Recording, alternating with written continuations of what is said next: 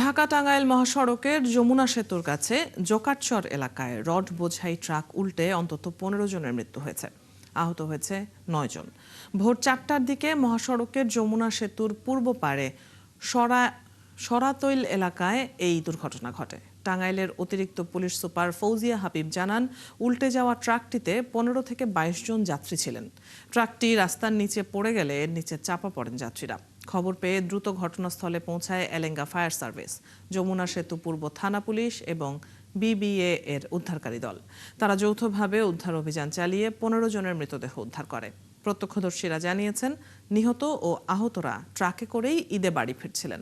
এবারের ঈদ যাত্রা শুরু থেকেই স্বস্তিদায়ক হলেও বড় এই দুর্ঘটনাটি ঘটল। ধারণা করছি প্রাথমিক অবস্থায় যে যিনি ট্রাক চালক ছিলেন তিনি নিয়ন্ত্রণ হারিয়ে এই দুর্ঘটনাটা ঘটে। 15 জন আমরা এখানে লাশ উদ্ধার করি এবং 9 জনকে আহত অবস্থাতে আমরা উন্নত চিকিৎসার জন্য আমরা টাঙ্গাইল পাঠিয়েছি। আমি জানতে পারি না উল্টেছি, তো আমি পড়ে যা বুঝতে পারছি। আমি ঘুমাইছিলাম। 4টা 4:30 অ্যাক্সিডেন্ট হয়েছে। আসিয়া মনে করেন আমরা উদ্ধার করেছি। 15 জন মারা গেছে, 6 জন জীবিত আছে, 6 জন বর্তমানে এখন হাসপাতালে। ঢাকা-টাঙ্গাইল মহাসড়কের সড়ক দুর্ঘটনায় নিহতদের মধ্যে 13 জনের বাড়ি নওগাঁয়। এ বিষয়ে জানবো আরো খবর। যোগ দিচ্ছেন সহকর্মী এম এ রাজ্জাক। রাজ্জাক, এই দুর্ঘটনায় যারা নিহত হয়েছেন তাদের পরিচয় জানা গেছে কিনা? মরদেহ হস্তান্তরের যে প্রক্রিয়াটি সেটি কখন নাগাদ শুরু হবে? আর যারা আহত হয়েছেন তাদের সবশেষ কি আপডেট আছে আপনার কাছে? আমি এই মুহূর্তে দাঁড়িয়ে আছি যমুনা সেতুর পূর্ব থানা। এই পূর্ব থানাতে এই যে ঘটনাটি ঘটেছে, এই দুর্ঘটনায় যারা আহত হয়েছে তাদেরকে হাসপাতালে ভর্তি করা হয়েছে, তাদের দেওয়া হচ্ছে চিকিৎসা। আর যারা নিহত হয়েছেন তাদের মরদেহ উদ্ধার করে প্রথমত এই থানায় আনা হয়েছিল। এখান থেকে তাদের যে মরদেহ সেটি ময়নাতদন্তের জন্য হাসপাতালে কিছুক্ষণ আগেই পাঠিয়েছে বলে এই থানার যিনি অফিসার ইনচার্জ তিনি এই বিষয়টি জানিয়েছেন। এখন পর্যন্ত নিহত যারা হয়েছেন এই নিহতদের যে যারা স্বজন তারা কিন্তু এখনো এই ঘটনাস্থলে আসেননি। কারণ আপনাকে একটি বিষয় জানিয়ে রাখি, যারা নিহত হয়েছেন তাদের মধ্যে 13 জনের বাড়ি নওগাঁ জেলা হওয়ার কারণে তারা কিন্তু এখনো ঘটনাস্থলে আসতে পারেননি। কারণ অন্তত 3 ঘন্টা সময় লাগবে তাদের এখানে আসতে। তারপরে তারা আসলেই এই নিহতদের যারা পরিচয় শনাক্তের কাজ চলবে বলে জানিয়েছেন আইন শৃঙ্খলা রক্ষাকারী বাহিনীর লোকজন। তারা যেটি বলেছেন যে নিহতর স্বজনরা আসলেই তাদের কাছে আইনি প্রক্রিয়া শেষে তাদের মরদেহ হস্তান্তর করা হবে বলে তা জানিয়েছেন। তবে এই মুহূর্তে ঘটনাস্থল থেকে সকল কিছু উদ্ধার কার্যক্রম শেষ হয়েছে এবং যারা আহত হয়েছেন তাদের চিকিৎসা দেওয়া হচ্ছে বলে এখানে আইন শৃঙ্খলা রক্ষাকারী বাহিনীর লোকজন এটি জানিয়েছেন। এই ছিল সর্বশেষ তথ্য আমার কাছে। তবে আরেকটি বিষয় আপনাকে জানিয়ে রাখি অদিতি, এই ঘটনা ঘটার পর কিন্তু এই মহাসড়কের কোথাও যানবাহন আটকে নেই। কারণ এটি কিন্তু একটি মালবাহী ট্রাক ছিল, যে কারণে রাস্তার পাশে উল্টে যাওয়ার কারণেই কিন্তু এই মহাসড়কে যানজটের সৃষ্টি হয়নি। যানবাহন স্বাভাবিক গতিতে চলছে। তাই বলাই যেতে পারে যারা আজকে ঢাকা থেকে উত্তরের পথে ঈদ করতে স্বজনদের সাথে বাড়ি যাবেন তারা কিন্তু এখন পর্যন্ত এই মুহূর্ত পর্যন্ত স্বস্তিতেই উত্তরের পথে যেতে পারবেন বলে আমি এই দৃশ্যটি এই মহাসড়কে দাঁড়িয়ে দেখেছি এবং যানবাহন চলাচল স্বাভাবিক আছে। এই বিষয়টি আপনার মাধ্যমে রাজ্জাক, আপনার কাছ থেকে আমরা সবশেষ আপডেট জানছিলাম। আপনি আছেন সেখানে, খোঁজ খবর রাখছেন, নিশ্চয়ই আমরা আবারও জানবো। দর্শক, ঢাকা-টাঙ্গাইল মহাসড়কের যে দুর্ঘটনা তার সম্পর্কে জানছিলাম সহকর্মী এম এ রাজ্জাকের কাছে। পবিত্র ঈদ উল আজহার আর মাত্র 3 দিন বাকি। পরিবার পরিজনের সঙ্গে ঈদ উদযাপন করতে রাজধানী ছাড়ছেন নগরবাসী। সোমবার ভোর থেকেই রাজধানীর সায়দাবাদ, যাত্রাবাড়ি, ধোলাইপাড় ও আশপাশের এলাকায় ঘরমুখো মানুষের ভিড় দেখা গেছে। আমরা জানবো ঈদযাত্রার খবর। ছুটির শুরুতেই পরিবার পরিজনের সঙ্গে ঈদ উদযাপন করতে রাজধানী ছাড়ছেন নগরবাসী। তো গাবতলী বাস টার্মিনালে এই মুহূর্তে আছেন আমাদের সহকর্মী ইমতিয়াজ সনি, তার সাথে যুক্ত হয়ে নিচ্ছি। সনি, বাস টার্মিনালে কেমন ভিড় দেখছেন? যাত্রীরা কি বলছেন? কোনো ধরনের অভিযোগ আছে কিনা? পরিবহন মালিকরা কি বলছেন? জানাবেন বিস্তারিত। অদিতি, ঈদের ছুটির আজ প্রথম দিনে কিন্তু রাজধানীর গাবতলী যে বাস টার্মিনাল সেখানে কিন্তু মানুষের চাপ আমি দেখতে পাচ্ছি।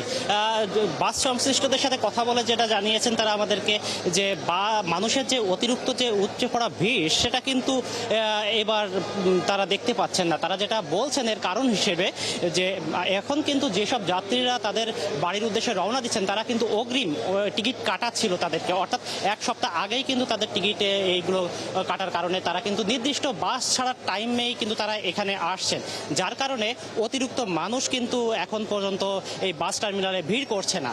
এছাড়াও পরিবহন সংশ্লিষ্টরা আরেকটি কারণ জানিয়েছেন যে এখন কিন্তু যে বাস টার্মিনালের যেসব কাউন্টার, এই কাউন্টার কিন্তু রাজধানীর বিভিন্ন জায়গা অবস্থিত, আসাদ গেট, কলাবাগান, কল্যাণপুর, এই সমস্ত জায়গা কাউন্টার থাকার কারণে কিন্তু যাত্রীরা বিকেন্দ্রীকরণ হয়ে গেছে, অর্থাৎ যার যার সুবিধা মতো সেই সব কাউন্টার থেকে তারা কিন্তু নিজ গন্তব্যে উদ্দেশ্যে রওনা দিচ্ছেন। তার কারণে এখন কিন্তু শুধুমাত্র সেই গাবতলী টার্মিনালে যে উপচে পড়া ভিড় সেটি কিন্তু তারা দেখতে পাচ্ছেন না। তবে আমাদেরকে বাস কাউন্টারের কর্মচারীরা জানিয়েছেন যে এই মানুষের চাপটা কিন্তু আরও বৃদ্ধি পাবে আজ বিকেল অথবা সন্ধ্যা কিংবা রাতের দিকে, কারণ হচ্ছে অনেক মানুষেরই ছুটির দিনে আজ যেহেতু প্রথম ছুটি, এই দিনকে কিছু কেনাকাটা বাকি থাকে, সেই কেনাকাটা শেষ করে তারা কিন্তু আজ সন্ধ্যা থেকে আগামীকাল এই মানুষের চাপটা বাড়বে। তো তাদের কাছে আমাদের প্রশ্ন ছিল যে এবারের বীজ যাত্রায় যাত্রীদের কাছ থেকে কি অতিরিক্ত কোনো ভাড়া নেওয়া হচ্ছে কিনা। তারা যেটা আমাকে জানিয়েছেন যে বিআরটি এর নির্ধারিত দামেই কিন্তু তারা এবার যাত্রীদের কাছ থেকে ভাড়া নিচ্ছে। তবে যাত্রীরা বলছে সাধারণ দিনের থেকে কিন্তু চেয়ার কোচগুলোতে, নর্মাল চেয়ার কোচগুলোতে 2 থেকে 250 টাকা তাদেরকে বেশি গুনতে হচ্ছে। তো অদিতি, এই মানুষের যে যাত্রা, এই যাত্রা কিন্তু এবার নির্বিঘ্ন করতে এখানে আইন শৃঙ্খলা বাহিনীও বিভিন্ন সতর্ক অবস্থানে আছে, যাতে কোনো কালোবাজারি কিংবা কোনো ইমতিয়াজ, আপনার কাছ থেকে আমরা বাস যাত্রার খবর জেনে নিচ্ছিলাম। এখন পর্যন্ত নির্বিঘ্নেই যাতায়াত হচ্ছে, যেমনটি আমরা জানছি। রেলপথেও বাড়ি ফিরতে কমলাপুর রেল স্টেশনে রাজধানীবাসীর সরব উপস্থিতি দেখা গেছে। ঈদ যাত্রা নির্বিঘ্ন করতে আজ থেকে আরো 5 জোড়া বিশেষ ট্রেন চলাচল করছে। আমরা জেনে নেব রেল যাত্রার খবর। সহকর্মী ফরহাদ ইবনে মালেক আছেন কমলাপুর রেল স্টেশনে। ফরহাদ, ট্রেনের কোনো শিডিউল বিপর্যয়ের খবর আছে কিনা? ট্রেন যাত্রীরা কি বলছেন? অদিতি, ট্রেনের আমরা গতকাল থেকে যেমন লক্ষ্য করেছি এবং গতকাল কিছু নির্দেশনা দিয়েছিল রেল কর্তৃপক্ষ এবং সড়ক পরিবহন সেতুমন্ত্রী। তিনি বলেছিলেন যে আজ যেহেতু ঈদের ছুটি শুরু হচ্ছে, সে উপলক্ষে রেল মন্ত্রণালয় থেকে 5 জোড়া বিশেষ ট্রেন, অর্থাৎ 10টি বিশেষ ঈদ যাত্রার জন্য বিভিন্ন রুটে ট্রেন এবং পাশাপাশি 51টি আলাদা বগি যুক্ত করা হবে। আমরা সকালে এসে দেখেছি বেশ কয়েকটি ট্রেন শিডিউলের বিপর্যয় ঘটেনি, তবে শিডিউল কিছুটা বিলম্ব, অর্থাৎ যাত্রা বিলম্ব হয়েছে। এখন পর্যন্ত আমরা যেই প্ল্যাটফর্মে দাঁড়িয়েছি, 1 নম্বর প্ল্যাটফর্ম, সেই প্ল্যাটফর্মের পর যে 3 নম্বর প্ল্যাটফর্ম রয়েছে, 3 নম্বর প্ল্যাটফর্মে কিন্তু রংপুর এক্সপ্রেস, অর্থাৎ রংপুর অভিমুখী যে ট্রেনটি 9টা 10-এ ছাড়ার কথা ছিল তা এখনও পর্যন্ত ছাড়েনি। একটু আগে মাত্র ট্রেনটি এসেছে, অর্থাৎ বলা যায় যে প্রায় 2 ঘন্টা শিডিউলের যে একটা বিলম্ব হয়েছে এটার। এছাড়া তিতাস কমিউটার ট্রেন রয়েছে ব্রাহ্মণবাড়ি অভিমুখী, সেই ট্রেনটাও কিন্তু 1 ঘন্টা লেট হয়েছে, যেটা একটু আগে ছেড়ে গেছে। এখন জয়ন্তী এক্সপ্রেস রয়েছে এই 1 নম্বর প্ল্যাটফর্মে। একটা বিষয় জানিয়ে রাখি যে এই জয়ন্তী এক্সপ্রেস ট্রেনের মধ্যে নতুন করে একটি মহিলা বগি যুক্ত করা হয়েছে, যেখানে মেট্রো রেলের মতো শুধু মহিলারাই সেখানে অস্থায়ী টিকিট নিয়ে তারা থাকতে পারবেন। ট্রেনটি ছাড়ার সময় হয়ে গেছে, ট্রেনটি ছেড়ে দেবে। রেল কর্তৃপক্ষের যিনি মহাপরিচালক রয়েছেন তিনিও এখানে এসেছেন, পরিদর্শন করছেন এবং রেল যে অতিরিক্ত যে মহিলা বগিটি যুক্ত করা হয়েছে তা যুক্ত করে তিনি সেখানে রয়েছেন, যে পর্যবেক্ষণ করছেন যে আসলে কি অবস্থা। এছাড়া যদি যাত্রীদের কথা বলি, যাত্রীদের কিন্তু আজ কিন্তু একটা সরব উপস্থিতি দেখা গেছে, যেহেতু গতকাল সরকারি ছুটি হয়েছে। অনেকেই আজকের জন্য ট্রেনের টিকিট কেটেছেন এবং অনেকে বাড়ি ফেরার জন্য পথ ধরেছেন। সকাল থেকে আমরা দেখেছি তাদের প্রচুর পরিমাণে ভিড়, এবং বিশেষ করে উত্তরবঙ্গের যে সকল ট্রেনগুলো রয়েছে সেই ট্রেনগুলোতে কিন্তু একেবারে চোখে পড়ার মতো ভিড় এখানে লক্ষ্য করা গেছে। এই সিলেট অভিমুখী যে ট্রেনটি রয়েছে সেখানে এটাও কিন্তু শেষ মুহূর্তের প্রস্তুতি চলছে, একটু পরেই ট্রেনটি ছেড়ে দেবে। এছাড়া আর যে সকল ট্রেন রয়েছে আমরা দেখেছি সেই ট্রেনগুলোর মধ্যে কিন্তু একেবারে বলার মতো যেই বিলম্ব দেরি সেটা আসলে নেই। 2-4 মিনিটের মতো একটা দেরি হচ্ছে, যেই দেরিটাকে আসলে যাত্রীরা খুব সহজভাবে নিচ্ছে। তবে উত্তরবঙ্গের ট্রেনে প্রায় দেরি হচ্ছে, এর আগেও অন্য ঈদগুলোতে আমরা দেখেছি। এই দেরি হওয়াটাকে কেন্দ্র করে কিন্তু উত্তরবঙ্গের মানুষ যারা রয়েছে তাদের মধ্যে একটা মিশ্র প্রতিক্রিয়া দেখা গেছে। অনেকে রেলমন্ত্রীর দৃষ্টি আকর্ষণ করেছেন যাতে করে এই বিলম্বগুলো আস্তে আস্তে দূর করা সম্ভব হয়। তো অদিতি, এখন পর্যন্ত এই ছিল আমার কাছে সর্বশেষ। 51টি নতুন বগি যেহেতু যুক্ত করা হচ্ছে, জয়ন্তিকাতে 1টি মহিলা বগি যুক্ত করা হচ্ছে, আরও যে সকল ট্রেন রয়েছে সেগুলোতেও কিন্তু একের পর এক নতুন করে বগি যুক্ত করা হবে। আপনার কাছ থেকে আমরা রেলপথের খবর জানছিলাম। উত্তরবঙ্গের ট্রেনগুলো জেলাগুলোতে কিছুটা শিডিউল বিপর্যয়ের খবর রয়েছে। এখন পর্যন্ত লঞ্চ স্টিমারে যাত্রা করতে সদরঘাট লঞ্চ টার্মিনালে ভিড় করছেন দক্ষিণাঞ্চলের বিভিন্ন জেলার মানুষ। ঈদের ছুটির শুরুর দিনে সদরঘাটে দেখা গেছে মানুষের উপস্থিতি। সেখানে আছেন সহকর্মী মাইনুল মারুফ, যুক্ত হচ্ছি তার সাথে। মাইনুল, লঞ্চগুলো কি শিডিউল মেনেই ছেড়ে যাচ্ছে কিনা, যাত্রীদের ভিড় কেমন দেখছেন? অদিতি, যাত্রীদের ভিড় আমরা অন্যান্য সময় যেমনটা দেখেছি, অর্থাৎ পদ্মা সেতু হওয়ার আগে যে পরিস্থিতি ছিল যে সদরঘাটে যে তিল ধারণের জায়গা থাকতো না, সেই পরিস্থিতি কিন্তু এখন নেই। পদ্মা সেতু হওয়ার পর লঞ্চঘাটে বা লঞ্চে যে যাতায়াত তার পরিমাণ কিন্তু অনেকটাই কমে গিয়েছে। মানুষ কিন্তু এখন সড়ক পথে বেশি যায়। লঞ্চে শুধু ঈদের সময়টাই বেশি ভিড় দেখা যায়, মানে অন্যান্য সময়ের চেয়ে কিছুটা ভিড় বেশি। ভিড় বলতে যে ভিড়টা আমরা আগে দেখতাম সেই ভিড়টা কিন্তু এখন প্রায় নেই বললেই চলে।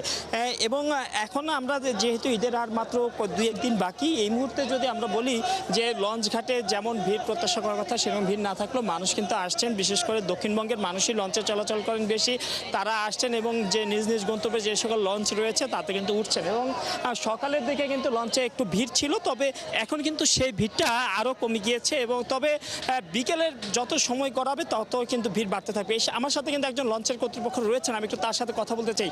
এবারে ঈদের লঞ্চে ভিড় কেমন দেখছেন? এখন তো আর স্বাভাবিকের মতনই আছে, তুলনামূলক কোনো চাপ দেখা যাচ্ছে না। আশা করা যাচ্ছে আমরা বিকাল থেকে মনে হয় ঘরমুখী মানুষের চাপটা ফেরত পাবো। কেউ কেউ বেশি ভাড়ার অভিযোগ করেছেন যে 50 টাকা 100 টাকা ডেকের যাত্রীরা। এই অভিযোগটা কতখানি সত্য? এটা কখনোই সত্য না, কারণ আমাদের লঞ্চগুলো কখনোই বিআইডব্লিউটির বা আমাদের সরকার নির্ধারিত যে ভাড়াটা আমরা কখনোই প্রপারলি ওইটা নিতে পারি না এবং নেও না। দেখা যাচ্ছে আমরা যে আগে একটা ভাড়া লেস দিয়ে রাখি, সরকারের নির্ধারিত ভাড়াটা ঈদের সময় নিলে ওনারা মনে করে এটা অতিরিক্ত ভাড়া। যেমনটা বলছিলেন যে উনি এবারের ঈদযাত্রা এখন পর্যন্ত যে কাঙ্ক্ষিত ঘরমুখ মানুষের চাপ, সেই চাপটি কিন্তু এখনও দেখা যায়নি। বলা যায় যে সদরঘাট এখনও যে রকম ভিড় দেখা যায় সেই ভিড়টাও কিন্তু নেই। এবং যেই সকল কয়েকটা অভিযোগ আমরা পেয়েছিলাম যাত্রীদের কাছ থেকে, কেউ কেউ বলছিলেন যে বেশি ভাড়া নেওয়া হচ্ছে, কেউ ডেকে যেখানে আগের ভাড়া ছিল 200 টাকা সেখানে 250 টাকা বা কোথাও কোথাও 300 টাকা নেওয়া হচ্ছে, চেয়ারে 100 টাকা বেশি নেওয়া হচ্ছে বলছিলেন। তবে যে লঞ্চের কর্তৃপক্ষ উনি কিন্তু বললেন যে ওনারা সরকার নির্ধারিত ভাড়া সবসময় নেন না, বছর অন্যান্য সময়গুলোতে এই ভাড়াটা তারা কিছুটা কম নেন। এই যে ঈদের সময় আসলেই তারা সরকার নির্ধারিত ভাড়াটা নেন, তখনই কিন্তু যাত্রীরা অভিযোগ করে যে ভাড়া বেশি নেওয়া হচ্ছে। অর্থাৎ ভাড়া বেশির অভিযোগটা কিন্তু লঞ্চ কর্তৃপক্ষ অস্বীকার করলেন। তবে যাত্রীদের অভিযোগ কিন্তু থাকছে। এছাড়া যেই ঘরমুখ যে মানুষদের কথা বলছিলাম তাদের সাথে কথা বলে যেমন তারা বলেছেন যে ঈদ আসলেই তাদের আসলে বাড়ি যেতে হয়। একটা তার মূল কারণ হচ্ছিল বছর। মাইনুল, আপনার কাছ থেকে আমরা নৌপথের খবর জেনে নিচ্ছিলাম, ধন্যবাদ। আপনি আছেন সেখানে, নিশ্চয়ই আবারও যুক্ত হব পরবর্তীতে। দর্শক, আমাদের সহকর্মীরা ঈদযাত্রার খবর দিচ্ছিলেন, আমরা সড়ক পথ, রেলপথ, নৌপথ খবরগুলো জানছিলাম। আকাশপথে ঈদযাত্রার খবরও জানবো। সহকর্মী রাশেদ আনিস যুক্ত হচ্ছেন সেই খবর নিয়ে। রাশেদ, ডোমেস্টিক যেসব ফ্লাইটগুলো রয়েছে সেগুলোতে ঈদে বাড়ি যাওয়া যাত্রীর সংখ্যা কেমন, কি খবর পাচ্ছেন এই বিষয়ে? রেল যাত্রা, সড়ক যাত্রা এবং নৌযাত্রার খবর। বিমান যাত্রার যে খবর রয়েছে সেটি নিয়ে আমি যুক্ত হয়েছি। মূলত কিন্তু বিমান যাত্রা আমরা সবসময় ঈদের সময় কিন্তু দেখি যে অনেক ধরনের অ্যাক্সিডেন্ট হচ্ছে এবং দুর্ঘটনা ঘটছে এবং সেই দুর্ঘটনার রেশিও কিন্তু অনেক বাড়ছে। সেই তুলনায় কিন্তু বিমান খুবই সেফ। আমি এখন আছি ইউএস বাংলার অফিসে এবং তারা ঈদ উপলক্ষে নানা ধরনের পরিকল্পনা সাজিয়েছেন এবং সেখানে কিন্তু যাত্রীরাও যাচ্ছেন। কি অবস্থা সেটি একটু জানবো ইউএস বাংলার যিনি জনসংযোগের মহাব্যবস্থাপক রয়েছেন কামরুল ইসলাম, তার কাছ থেকে একটু যদি বলেন ঈদ যাত্রা উপলক্ষে আপনাদের বিমানে আসলে কতজন যাত্রী যাচ্ছে, কি হচ্ছে, কি ধরনের সিচুয়েশন সব। ধন্যবাদ আপনাকে। আপনি দেখেন যে ঈদ উপলক্ষে প্রত্যেক বছরই আসলে আমরা বলবো যে ইনএডিশনাল বেশ কিছু রুট প্ল্যান কিংবা ফ্লিট প্ল্যান করিয়ে এক্সট্রা ফ্লাইটের ব্যাপারগুলো থাকে। কিন্তু বর্তমান যে সময়টা যাচ্ছে আসলে বেশ কমে ঈদ উল ফিতর এবং ঈদ উল আজহা দুইটা সময়কে আসলে যুদ্ধ অবস্থার মধ্যে দিয়ে মধ্যপ্রাচ্যের যুদ্ধ সংকট, সেই সংকটের পরপর কিন্তু আমাদের এই দুইটা ঈদ আসলে চলে আসছে। এবং জেট ফুয়েল প্রাইস ইনক্রিজ করার পরে লিটল বিট আসলে আমাদেরকে যেমন অ্যাডজাস্টমেন্টের জন্য ফুয়েল সারচার্জটাকে যোগ করতে হয়েছে। ওভারঅল একটা ইফেক্ট হিসেবে আমি বলবো যে চলতি বছর আকাশপথে আমাদের আসলে গত বছর যেভাবে আসলে ডিমান্ডটা ছিল ঠিক কিছুটা কম আমাদের কাছে মনে হয়েছে।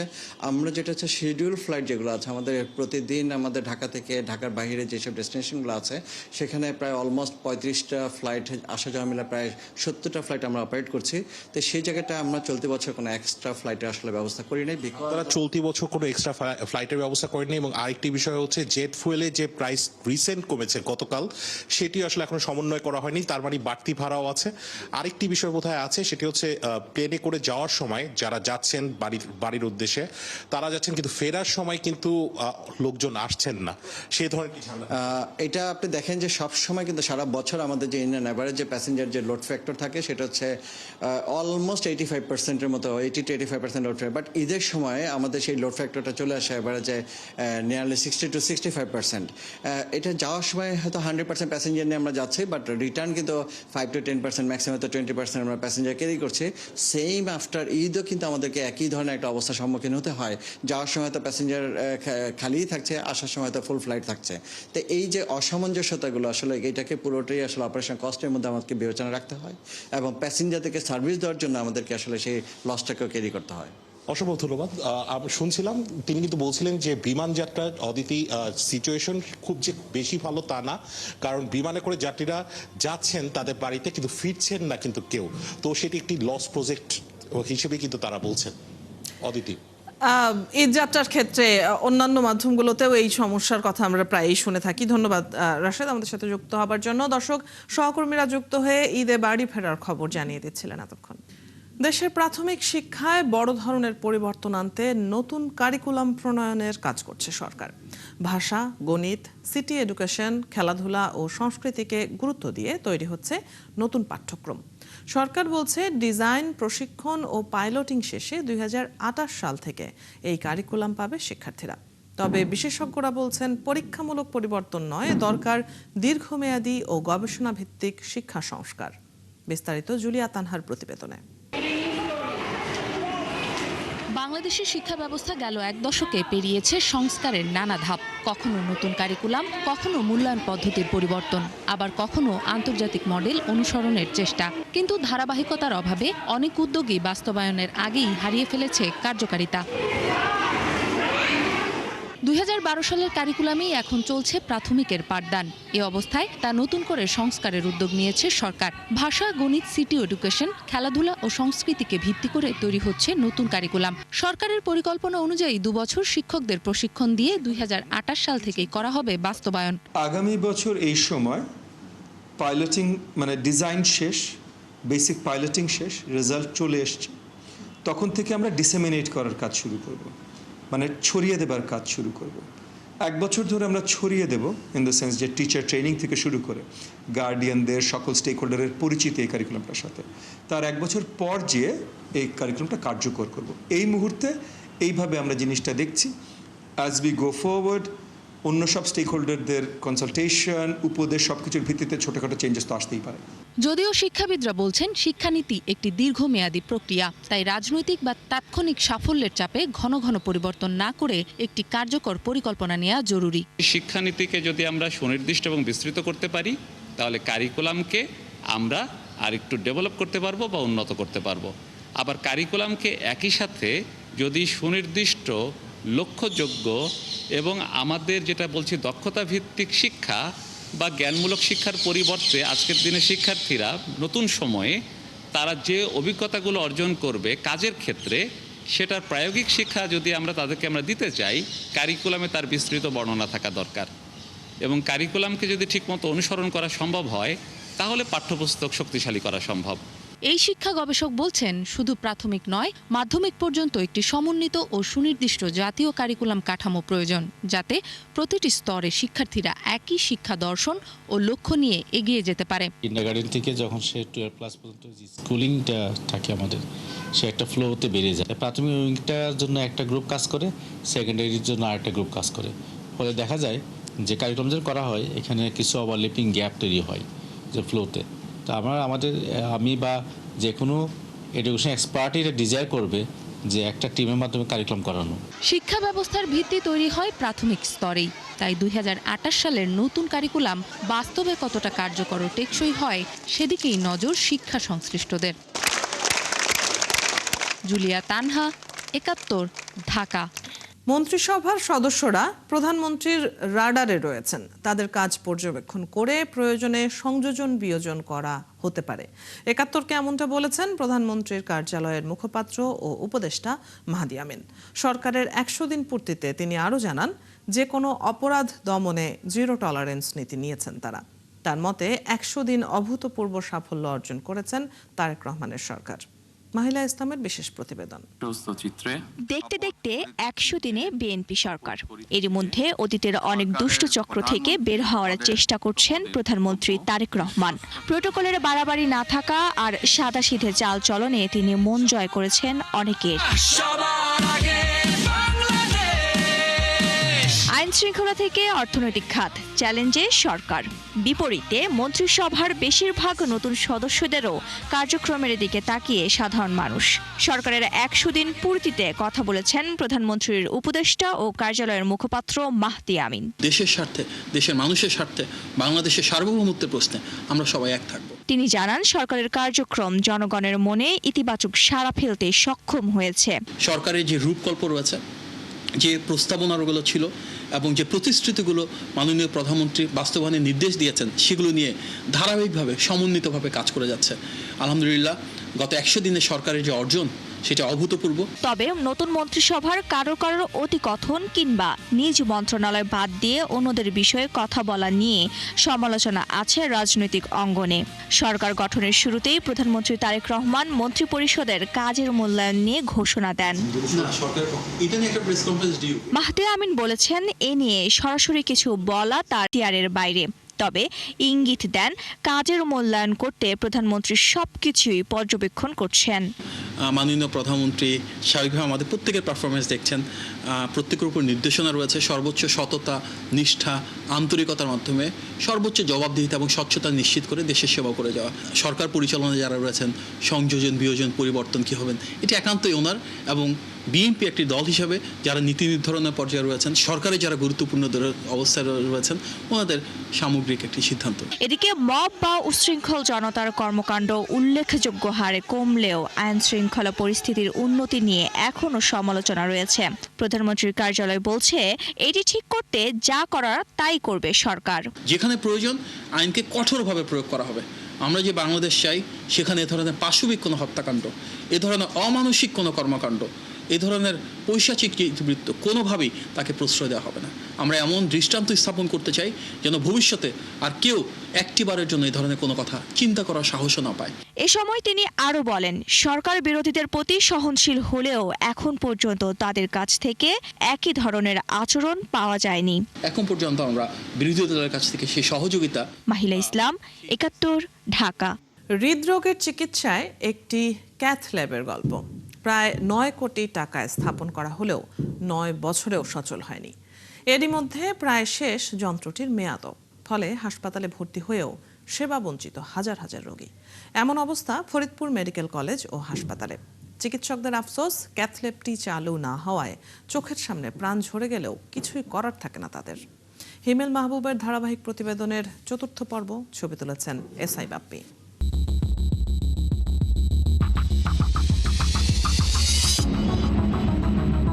এটি ফরিদপুর মেডিকেল কলেজ হাসপাতালের কার্ডিওলজি বিভাগের সিসিইউ।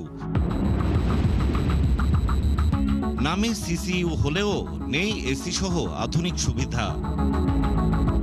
বিভাগটিতে 27টি শয্যা থাকলেও রোগী থাকেন 127 জনের বেশি। তাই বারান্দা পেরিয়ে তাদের জায়গা হয়েছে সিঁড়িতে। ভোগান্তি ভুলে চলে আসুন রিগালে। ওয়ারেন্টি সহ স্টাইলিশ কালেকশন নিয়ে রেডি রিগাল ফার্নিচার। এখানে সব এলোমেলো, এসি ঠিক নাই, বাথরুম ঠিক নাই, আপনার সব রোগী নিচে শুয়ে রয়েছে। সিট টিট পাইনি, সিট দেবে বলছে, সিট হয়ে যাবে 2-1 বেলার ভিতরে। এই জায়গা থেকে বলে দিয়েছিল যে এই জায়গা ওরকম সুবিধা না, এই জন্য টাকা পাঠাইছে। প্রথম দিন বলছিল যে যদি আপনার সামর্থ্যের মধ্যে থাকে তাইলে একটু ঢাকায় নিয়ে যা, গেলে ভালো হবে। এত যখন রোগীর চাপ, তখন সেবার মান নিয়ে সন্তুষ্ট নন চিকিৎসকরাই। কিন্তু কেন? এই যে র্যাম সিরিজ, যেখানে রুগী আসবে, যাতায়াত করবে ট্রলিতে, সেটা মানে আমাদের রাখতে বাধ্য হচ্ছি। এই জিনিসটা খুবই করুণ এবং অমানবিক মনে হয়। ভর্তি হওয়াদের বেশিরভাগই হার্ট অ্যাটাকের রোগী, তাদের প্রত্যেকের প্রয়োজন এনজিওগ্রামের, কিন্তু তা এখানে সম্ভব নয়। রোগীদের পাঠানো হয় ঢাকায়।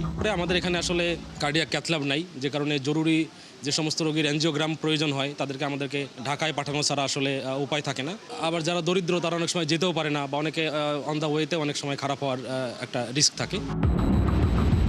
এই যখন অবস্থা, তখন ক্যাথ ল্যাবে গিয়ে দেখা গেল ফিলিপস কোম্পানির মেশিন বসানো হয়েছে। ফিউচার ট্রেডস নামে একটি প্রতিষ্ঠান ক্যাথ ল্যাবটি সরবরাহ করে 2017 সালে, যার খরচ হয় 8,88,00,000 টাকা। কিন্তু এখানে একটিও এনজিওগ্রাম হয়নি। 8,88,00,000 টাকা ফিলিপস কোম্পানির মেশিন। ফিলিপস কোম্পানি যে চালু করে যে বুঝাই দিয়ে যাবে, সেই জিনিসটা তারা করে দিয়ে যায় নাই। নিয়ম অনুযায়ী একটি ক্যাথ ল্যাব সচল করে হাসপাতাল কর্তৃপক্ষকে বুঝিয়ে দেওয়ার কথা, কিন্তু এখানে তা করা হয়নি। হাসপাতাল থেকে 2 দফায় ক্যাথ ল্যাবটি সচল করার চেষ্টা করা হলেও তারা সফল হননি। এটি ঠিক করার জন্য 1 কোটি টাকা চায় সরবরাহকারী প্রতিষ্ঠান, কিন্তু এরপর এটি কতদিন সচল থাকবে সেই প্রতিশ্রুতি তারা দিতে পারেননি। ডিরেক্টর স্যারকে বারবার চিঠি দিছি যেটা চালু করেন। পরে ফিলিপস কোম্পানির লোক আসলো, আসার পরে ওটা চালু করতে যায়, দেখে যে চালু হয় না। পরে ওরা এস্টিমেশন করে যে কি কি জিনিসপত্র লাগবে। ওদের কথা হচ্ছে যে এই মেশিনটা অলরেডি 10 বছরের কাছাকাছি হয়ে গেছে। ওরা চাচ্ছে না যে এটা যদি আমরা এই যন্ত্রপাতিগুলো রিপ্লেস করি, যদি যন্ত্রপাতি রিপ্লেস করার পরে যদি চালু না হয়। এখানকার বেশিরভাগ রোগীরই রাজধানীতে এসে চিকিৎসা নেওয়ার সামর্থ্য নেই। সঠিক চিকিৎসা না পেয়ে নীরবে ঝরে যাচ্ছে কত কত প্রাণ, সেই খবর নেওয়ার দায় যেন নেই কারোরই। হিমেল মাহবুব, 71, ফরিদপুর। চট্টগ্রাম সীতাকুণ্ডের জঙ্গল সলিমপুরে র্যাব ও পুলিশ ক্যাম্পে হামলা করেছে সন্ত্রাসী গ্রুপ। এ সময় পাল্টা গুলি চালায় আইন শৃঙ্খলা বাহিনী। রবিবার রাত 2:30টার দিকে জঙ্গল সলিমপুরের আলীনগরে র্যাব ক্যাম্প এবং পুলিশ ক্যাম্পে হামলা চালিয়েছে সন্ত্রাসীরা। খবর পেয়ে ঘটনাস্থলে অতিরিক্ত সদস্য পাঠানো হয়েছে এবং পরিস্থিতি নিয়ন্ত্রণে যৌথ বাহিনীর অভিযানও চলছে। এই অভিযানের সবশেষ খবর জেনে নেব। সহকর্মী প্রণবেশ চক্রবর্তী যুক্ত হচ্ছেন সেখান থেকে। প্রণবেশ, গোলাগুলির ঘটনা যে ঘটেছে সেখানে হতাহতের কোনো খবর আছে কিনা, এখন পর্যন্ত কাউকে আটক করতে পেরেছে কিনা আইন শৃঙ্খলা বাহিনীর সদস্যরা, সবশেষ পরিস্থিতি জানাবেন সেখানকার। চট্টগ্রামের সীতাকুণ্ডের জঙ্গল সলিমপুর, চারপাশে পাহাড়ি এলাকা। এটা আসলে অপরাধী এবং দুষ্কৃতিকারীদের একটি অভয়ারণ্য বলা যায়। এই এলাকা ঘিরে সরকার দীর্ঘদিন থেকে চেষ্টা করছে এখানকার আইন শৃঙ্খলা পরিস্থিতি নিয়ন্ত্রণে আনার জন্য, এবং এই এলাকা ঘিরে দুটি, একটা হচ্ছে র্যাব, একটা পুলিশের দুটি নতুন ক্যাম্প তৈরি করা হয়েছে। আগামী 31শে মে এটি উদ্বোধন করার কথা ছিল, স্বরাষ্ট্রমন্ত্রী এটি উদ্বোধন করার কথা ছিল, কিন্তু তার 1 সপ্তাহ আগেই এই হামলার ঘটনা ঘটলো। এবং এখানে আমরা যতটুকু জানতে পেরেছি, রাতে অনেক ভারী অস্ত্রশস্ত্র নিয়ে এখানে সন্ত্রাসীরা হামলা চালায়, এবং এই হামলায় SMG এবং AK-47 মতো ভারী অস্ত্র ব্যবহার করা হয়েছে বলে আমাদের আইন শৃঙ্খলা বাহিনীর সদস্যরা জানিয়েছেন। তবে এর মধ্যে আইন শৃঙ্খলা বাহিনী তারা তাদের অভিযান অব্যাহত রেখেছে। অনেককে জিজ্ঞাসাবাদের জন্য আটক করা হয়েছে। আমরা এখানে র্যাবের এখানকার কমান্ডিং অফিসার তিনি বক্তব্য রাখছেন, আমি সরাসরি সেখানে যাচ্ছি। প্রশাসনের মধ্যে তাদের নাকি সোর্স এখানে আছে, না হলে ওরা বলতে চাচ্ছে যে আপনারা আসার আগে খবর পেয়েছেন কিভাবে, তারা কিভাবে খবর পায়? এটা আসার আগে খবর পাবে কিভাবে? আমরা তো এই যে মেইন রোড থেকে যখন ঢুকে এই পুরো এলাকার মধ্যে তো এই এলাকারই লোক, তো এই গ্রুপের 2টা লোক ওই ছিন্নমূলের বাইরে ওইখানে বসে থাকা এটা অস্বাভাবিক না। তার কাছে শুধু এখান থেকে ফোন করে জানিয়ে দেয়, তো এটার জন্য তো আমার প্রশাসনের লোকের দরকার নেই, তার 2টা লোক বসে রাখলেই তো হয়। তো এইভাবেই তারা তথ্যটা পাচ্ছে। তো আমরা আমাদের কার্যক্রম করছি। এখানে অন্যায়ভাবে তারা একটা বাহিনীর ক্যাম্পে হামলা করেছে, যেটা গুরুতর অন্যায়, এটা মামলা হবে এবং আইনগত প্রক্রিয়া অনুযায়ী যা যা করা দরকার আমরা ইনশাল্লাহ সেটা করব। অপরাধীরা আসলে কি ধরনের অস্ত্র বা ভারী অস্ত্র ব্যবহার করেছে একটু যদি বলেন। আমরা জানিয়েছি যে তারা অনেক অ্যামিনেশন বা ভারী অস্ত্র ইউজ করেছে। ভারী অস্ত্র বলতে তারা রামদা ইউজ করেছে, দেশীয় অস্ত্র ইউজ করেছে, এবং আপনার সরি ক্যাম্পের লোকজনের কাছ থেকে জানলাম যেটা, যে যারা ফায়ার করেছে ওরা AK-47 বা রাইফেল এরকম কয়েকটা অস্ত্র দেখেছে। তো এগুলোই অস্ত্র ব্যবহার করেছে তারা, এবং ককটেল মেরেছিল একটা ক্যাম্পের গেটের সামনে।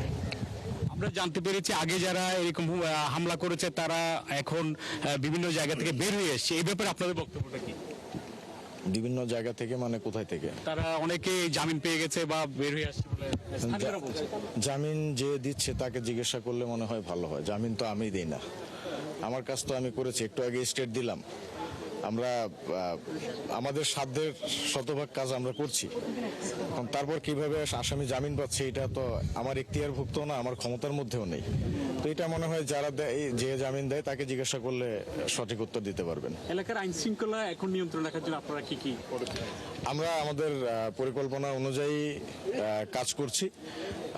কিভাবে আগাবো আমাদের আসলে বাহিনীর প্ল্যানিংগুলো এইভাবে মিডিয়াতে বলাটা মনে হয় সমীচীন হবে না। আমরা আমাদের পরিকল্পনা অনুযায়ী কাজ করব। চট্টগ্রামের জঙ্গল সলিমপুরের র্যাব ও পুলিশের ক্যাম্পে সন্ত্রাসী হামলার সবশেষ পরিস্থিতি আমরা জেনে নিচ্ছিলাম। আমাদের সহকর্মী সেখানে কর্মকর্তাদের সাথে কথা বলে জানিয়ে দিচ্ছিলেন সবশেষ তথ্যগুলো।